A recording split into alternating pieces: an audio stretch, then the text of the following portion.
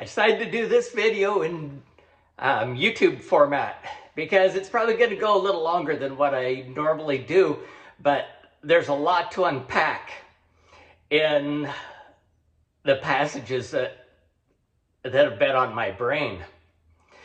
But I got listening to a couple different abuse survivor, victims, whatever you want to call them, stories this week. And one of them mentioned Judges 19. And I've read through the Bible, so I obviously read those passages, but it's pretty easy. I mean, it was a long time ago when I read through the Bible, and the whole subject of abuse wasn't near as on my mind at that point. And so anyway, in this chapter, in Judges 19, it's a mind-blowing chapter of abuse. And so I wanted to read it this time through different eyes, because as many of you know, the faith that I grew up in is pretty much imploding from child sexual abuse and just abuse in general. And since there's a promise that there's nothing new under the sun, and I've come to see that as very true, then I knew that I would see some things in this passage that would probably blow my mind. And it didn't disappoint. People would get so much more out of the Old Testament if they would quit worrying about the big names and the weird names and all that stuff and look at how it applies to them. Because everything that applied to them applies to us. We're still serving the same God. He's the same God yesterday, today, and forever. It's not going to change. And so we can keep fighting the same battles. And it's just absolutely ridiculous when you see that we're fighting the exact same battles, 3, 4, I don't know how many. I'm not a Bible scholar. I'm just a nobody that it all makes sense to now. But we're fighting the same exact battles 3 or 4,000 years later that they fought back then. And it seems like it would really behoove us to look at these stories and see why it happened instead of seeing what is happening, because what is happening is hideous. What is happening was hideous then, and what is happening now is hideous. What is happening in our country, what is happening in our world, what is happening in our homes, our families, our churches, if we're really honest, it's hideous. Because there is no church, there is no government, there's no political party that has the corner on righteousness.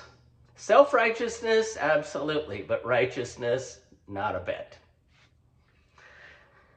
So, if you read in Judges before 19, it will tell you that everybody was just doing what was right in their own eyes. Which, is it 40,000? 40,000 churches?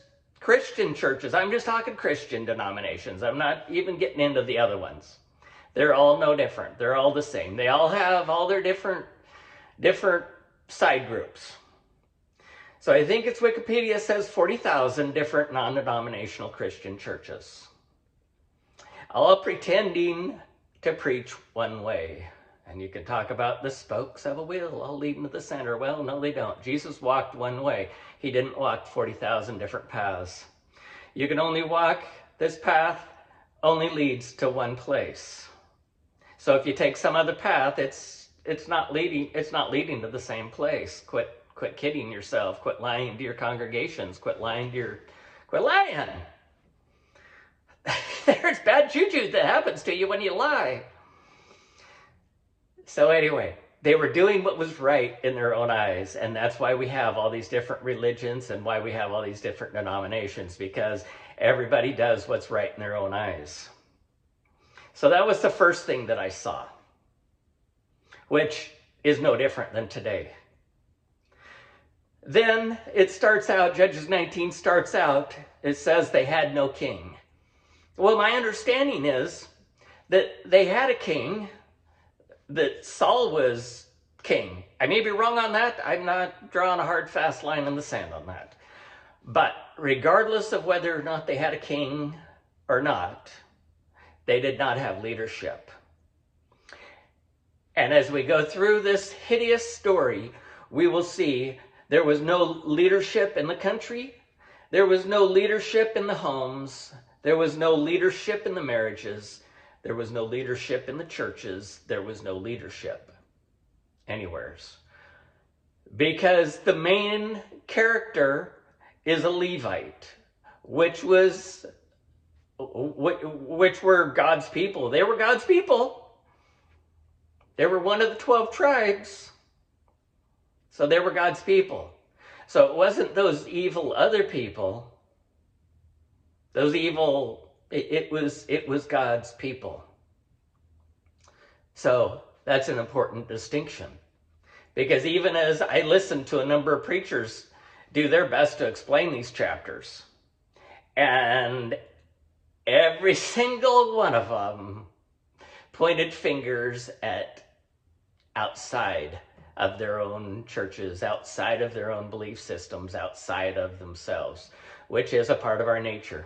Never looking inside where we will actually be able to fix some problems. If you're going to fix any problem, you're going to look inside instead of looking outside and pointing the fingers. So then you had this Levite who he was traveling through the lands, and he came to this town and he was needing to bed down. He didn't need anything. He had feed for his animals. He had everything that he needed. But I guess in that culture, it was very important to be hospitable. So nobody else would take him in. Finally, this other guy, he took him in, insisted that they come into their home. Well, the first thing that I should mention is they referred to the Levite as a husband who was traveling with his concubine. So a husband is a man of one wife. That was God's plan. God's plan was to never have concubines. It was to have one wife. And so anyway, maybe I should talk about the concubine first. Because it was an interesting thing that I finally, because I've wondered about this for a long time, because we see in our society just a distaste for relationships. Men, they want to get into a relationship pretty much. I mean, there's a lot of men, I'm not saying every man, just like I'm not saying every woman, but a lot of men, they just want friends with benefits. They just want a woman so that they can take her to bed when they're wanting to, and then, they want to live their own life. But in all fairness, men don't have a corner on that market. Women are no different. Women just want men for completely different things. To do their honey-do lists around their house, to help pay their bills, so there are still concubines. We have probably all been concubines in our lives. If any of us that have any kind of age on us and have done much dating in our lives, we've probably all been concubines, still concubines. And so I was incredibly thankful for that, because it made sense. And because it depends on the relationship. You've got wives, you've got prostitutes in this story. There's prostitutes and there's concubines. The only interesting thing is there's no mothers there's no wives. But that's an important distinction. Where were they? Because just like the story in Sodom and Gomorrah, when all the bad guys came to the door, fortunately the angels were there to protect that time. That's an interesting distinction too. You need to have the protection of the angels. But the guy Lot, he was in Sodom and Gomorrah. Lot was trying to offer up his virgin daughters to the bad guys. We always, there again, religion usually talks about that as being, the homosexuals. Well, there's a reason you've got homosexuality in communities. So religious people can talk smack about homosexuals all they want, but why not take a deeper look at why there's homosexuality? That would probably be more beneficial to your society, rather than just, there again, being self-righteous and throwing the homosexuals under the bus. So anyway, in Sodom and Gomorrah, when Lot was offering up his virgin daughters to the bad guys, and in Judges 19, this man who was so hospitable, bringing visitors into his home.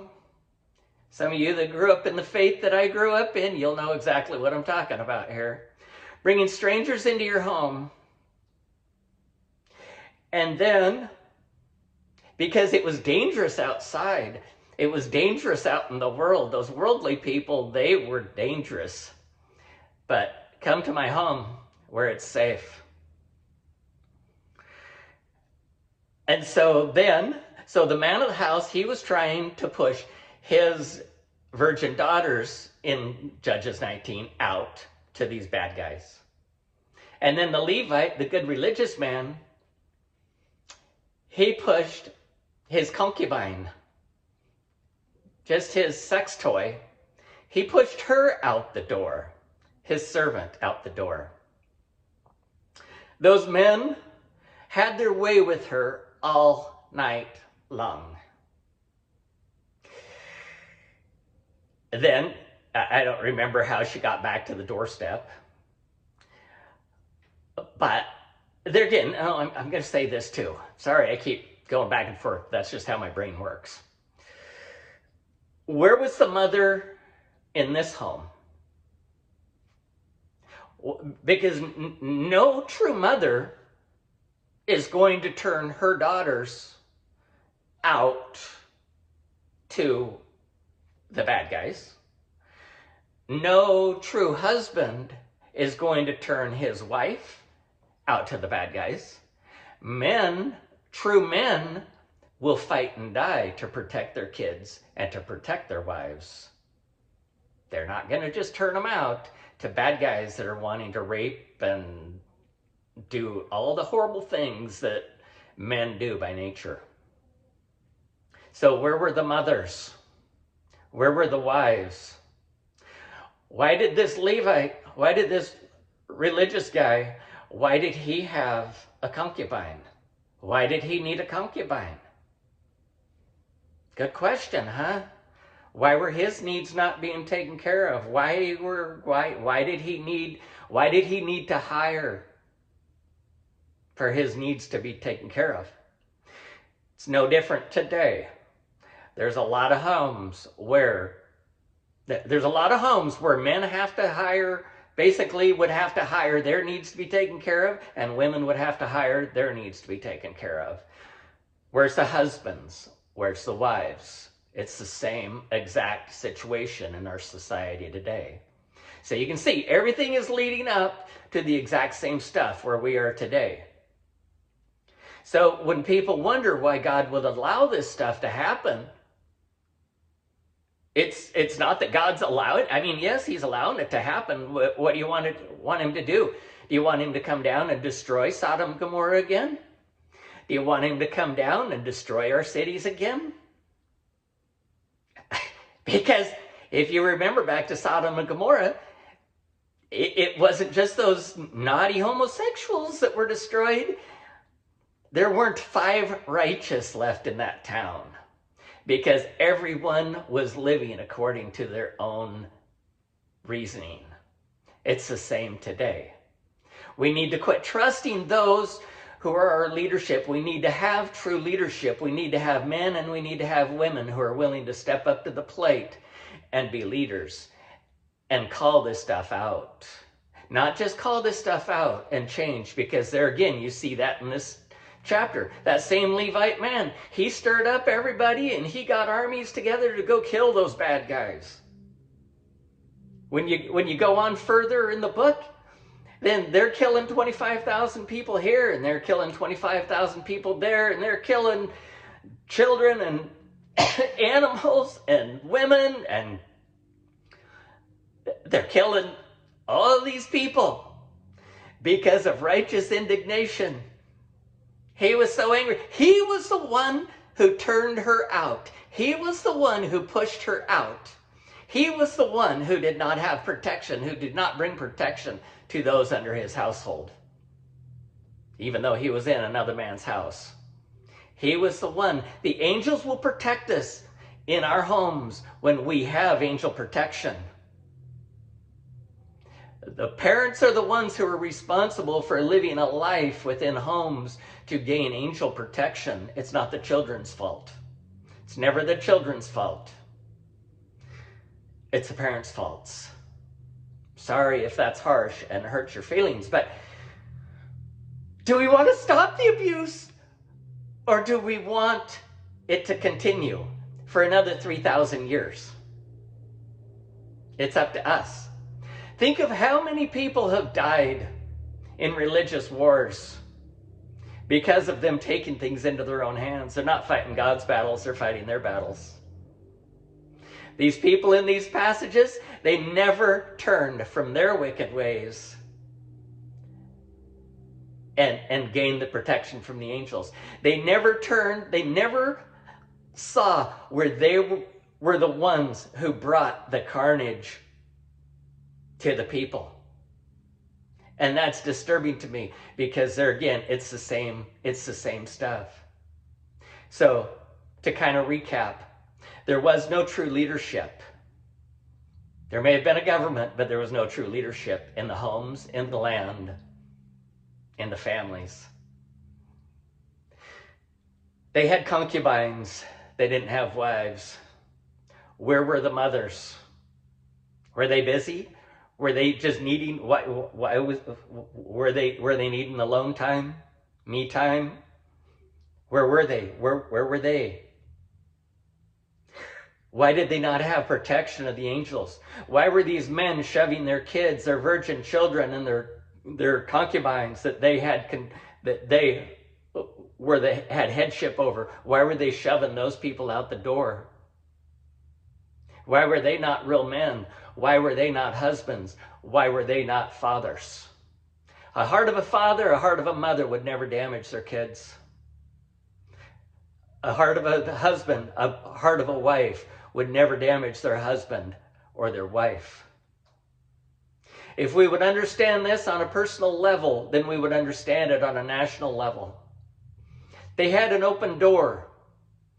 They had to open their door and shove those women out to the bad guys. That's what happens with open doors. It's what happens with an open door concept for countries. Doors are boundaries. I'm not a fan of boundaries, but you better be protected within.